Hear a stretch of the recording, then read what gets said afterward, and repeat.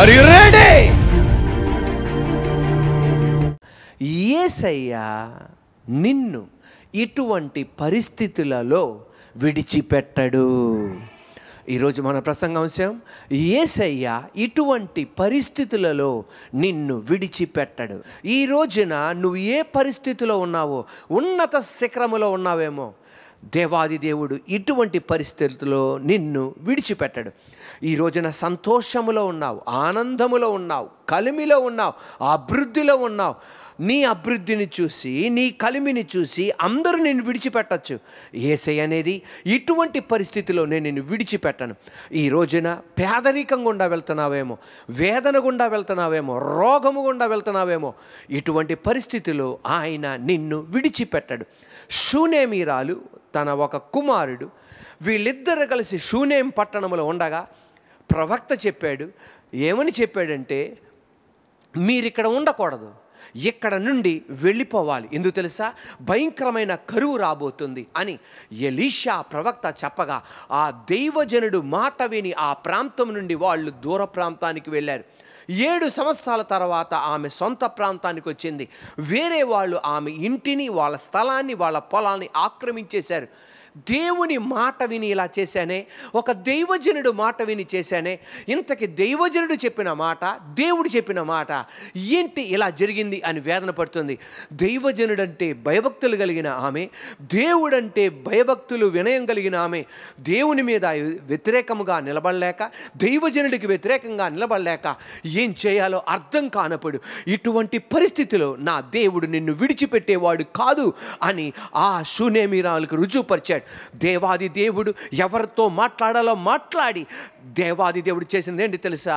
ఆమె ఇంటిని, ఆమె ఆస్తిని, ఆమె పొలాన్ని దేవుడు వడ్డీతో సహా తిరిగి అందించేటట్టు చేశాడు. ఈ రోజున ఎవరి మాట నువ్వు డైరెక్ట్గా వింటున్నావంటే దేవుని మాట కాదు, దేవుని దగ్గర నుండి వస్తున్న సందేశం దైవజనుడి దగ్గర నుండి వింటున్నావు. దైవజనుడు మాట విని ఈ రోజున బాప్టిజం తీసుకున్నావేమో, దైవజనుడు మాట విని మరి ఏదన్నా సరే కార్యక్రమంలోనికి అడుగు పెట్టావేమో, ఇది దేవుడు చెప్పాడని చెప్పి దైవజనుడు మాట విని ఏ విషయంలో ముందడుగు వేసావేమో, ఈ రోజున ఆ సహోదరి, ఆ తల్లి వెళ్ళిన అదే వేదన గుండా నువ్వు వెళ్తున్నావా? ఇటువంటి పరిస్థితిలో దేవుడు నిన్ను విడిచిపెట్టాడు. యెషాయి మొద్దు నుండి ఒక చిగురు బయటికి వస్తుంది అని దేవాది దేవుడు ప్రవచనాత్మకంగా తెలియపరుస్తున్నాడు.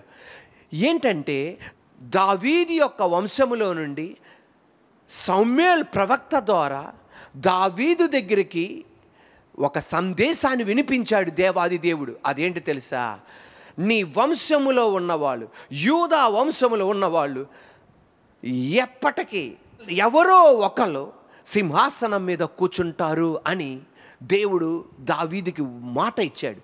కానీ అవిధేయత వలన, అపవిత్రమైన జీవితం వలన, విగ్రహారాధనకి వెళ్ళిపోవడం వలన దావీదు తర్వాత కొంతమంది రాజుల తర్వాత యూదా గోత్రము నుండి, దావీదు వంశావళి నుండి ఎవరు కూడా సింహాసనం మీద లేరు.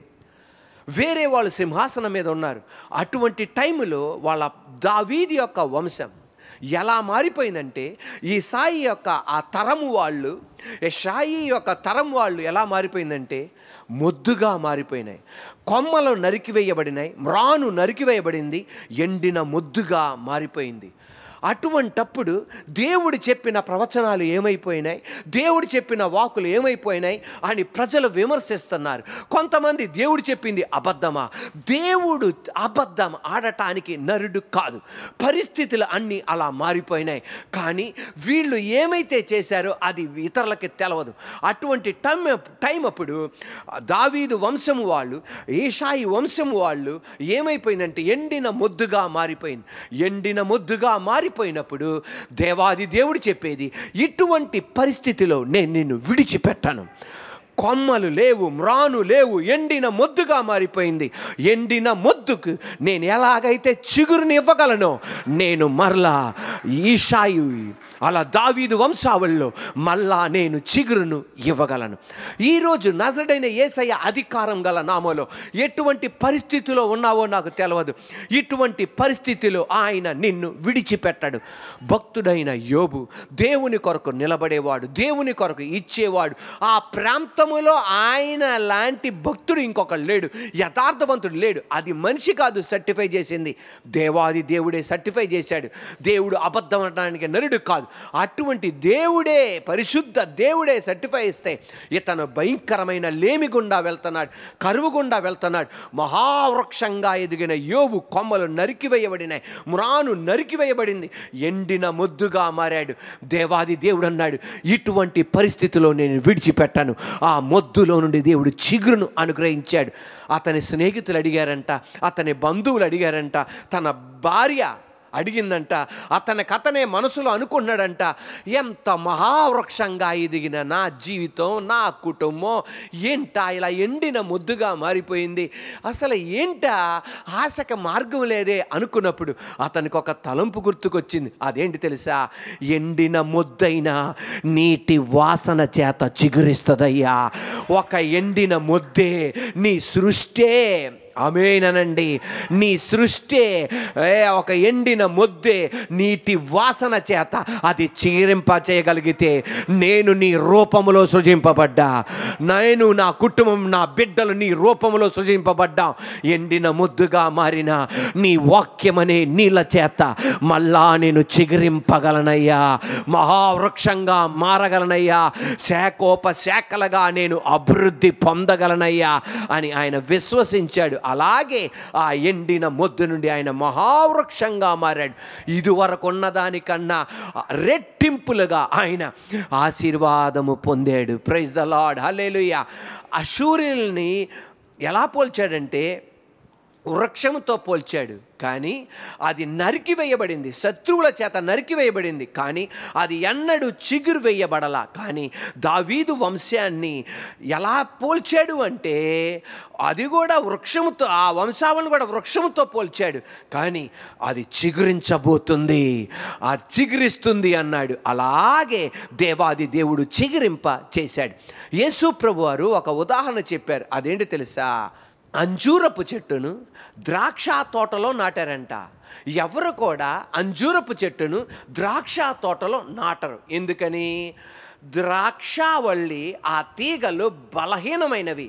అంజూరపు చెట్టును గనక నాటితే దాని యొక్క శక్తి, ద్రాక్షావళిలోనికి వెళ్ళవలసిన శక్తి, ఆ ఎరువు, బలము, శక్తి, జీవం మొత్తం అంజూరపు చెట్టు లాగేసుకుంటుంది. కానీ ద్రాక్ష తోట మధ్యలో ఈ అంజూరపు చెట్టు నాటాడంట. 1వ సంవత్సరం అయింది, 2వ సంవత్సరం అయింది, ఈ ఎన్ని సంవత్సరాలైనది ఫలించట్లా. యజమానికి కోపం వచ్చి తోటమాలితో చెప్పాడంట, నరికి పడేసండి దీన్నని. కానీ తోటమాలి బతిమాలాడంట, అయ్యా మరొక్క సంవత్సరం నాకు అనుగ్రహించవా, మరొక్క సంవత్సరం నాకు అవకాశం ఇవ్వా, నేను బాధ్యత తీసుకుంటా, మడి కడతా, నీళ్లు పోస్తా, ఎరువేస్తా, ఫలించినా సరే, లేకపోతే అప్పుడు నువ్వు చెప్పు, నరికి వేసేస్తా. మీకు తెలుసా, దావీదు యొక్క వంశములో ఎంతోమంది అవిధేయత చూపెట్టారు. అందువలన ఆ వృక్షం నరికివేయబడింది, తర్వాత చిగురించినట్టు చేశాడు. యోబు యొక్క కుటుంబం మహావృక్షంగా ఎదిగింది.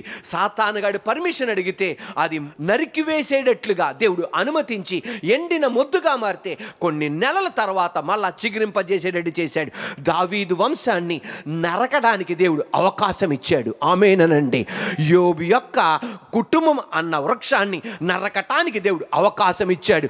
మన యేసయ్య మన పక్షాన నిలబడి నువ్వు అన్న వృక్షం, నువ్వు అన్న వృక్షం, మా కుటుంబం అన్న వృక్షం నరికి వెయ్యకుండా యేసయ్య మధ్యవర్తిగా నిలబడుతున్నాడు. అందుకే దావీదు వృక్షము నరికి వేయబడినట్లుగా, దావీదు వంశావళి వృక్షం నరికి వేయబడినట్లుగా మనం నరికి వేయబడట్లా. యోబు అన్న కుటుంబం అన్న వృక్షం నరికి వేయబడినట్లు నరికి వేయబడట్లా. ఎందుకు తెలుసా? మన యేసయ్య మన పక్షాన నిలబడి నా బిడ్డకి మరొక అవకాశమే, నా బిడ్డకి మరొక అవకాశమే, నా కుమారుడికి మరొక అవకాశమే, నా కుమార్తెకి మరొక అవకాశమే, నా బిడ్డలకి మరొక అవకాశమే. మళ్ళా భక్తిగా జీవిస్తారు, మళ్ళా పరిశుద్ధంగా జీవిస్తారు, మళ్ళా యథార్థంగా జీవిస్తారు, మళ్ళా ప్రార్థనలో నిలబడతారు, నిలబడతారు, మళ్ళా వాక్యములో నిలబడతారు. ఎలా నిలబడతారయ్యా? తండ్రి అయిన దేవుడు యేసయ్యని అడుగుతున్నారంట, ఎలా నిలబడతారు వీళ్ళు? ఇంతకాలమే నిలబడలేనిది కాదు, నేను బాధ్యత తీసుకుంటా. హల్లెలూయా. నేను బాధ్యత తీసుకుంటా, నేను ఎరువేస్తా, నేను మడి కడతా, నేను ఎరువేస్తా, నేను నీళ్లు పోస్తా. పౌలు ఒక అద్భుతమైన మాట అన్నాడు, ఒకళ్ళు నాటారు, ఇంకొకళ్ళు నీళ్లు పోశారు, వృద్ధి పరిచేది దేవుడు. ఈరోజు నజరేయుడైన యేసయ్య నామములో మనం నరికి వేయబడకుండా ఉండడానికి, మనం మొద్దుగా మారకుండా ఉండడానికి ఏకైక కారణం, సిలువలో మరణించి 3వ రోజు తిరిగి లేచిన యేసయ్య మన కోసం బాధ్యత తీసుకున్నాడు. మహావృద్ధి మనం చూడబోతున్నా.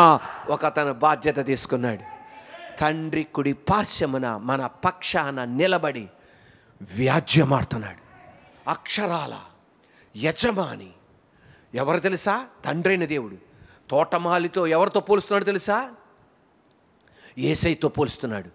ఎలాగైతే తోటమాలి యజమాని ఒక ఉగ్రతను, కోపమును, పగను తోటమాలి ఆపాడో, నీ మీద నా మీద పడవలసిన ఉగ్రత, పగ ఏం చేశాడు తెలుసా? యేసయ్య భరించాడు. ఆయన నీ పక్షాన, నా పక్షాన ఆయన వ్యాజ్యమాడుతున్నాడు.